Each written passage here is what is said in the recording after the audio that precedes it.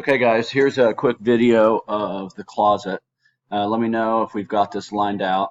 So obviously the doorway walking in, number 66 here would be for the ironing board, and 69 and 74 have drawers on the bottom. The rest are open shelving with a closet rod. So a quick 3D look at it. Ironing board, no shelves behind this door. And it would be about 15 deep, which should be good for the ironing board. An adjustable shelf here. So this first cabinet,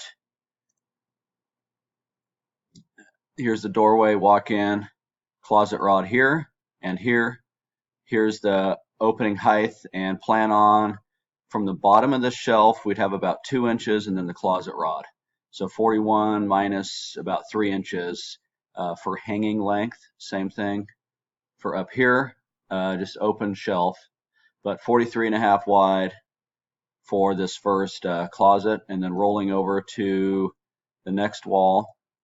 So we're looking at this wall here now. Drawers, and mind you, when we're looking at this, we are going to lose about 16 inches for the cabinets that come out. It's just the way it is with corners, but the closet rod would still attach to the far left side of this cabinet.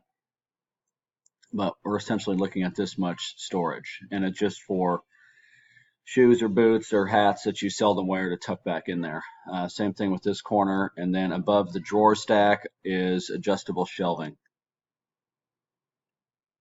Rolling around one more wall, so this is the back wall when you walk in.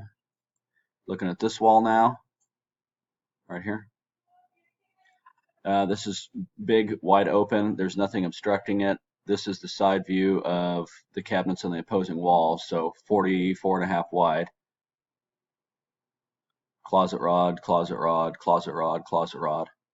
And then the last wall on the right as you walk in, same thing. This one's open with the exception of the cabinet that comes out 16.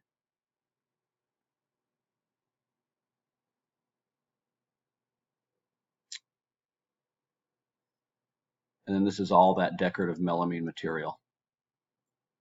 And you do have these cabinets. This material comes 8 foot tall, so you have about 12 inches of storage space on top to the ceiling.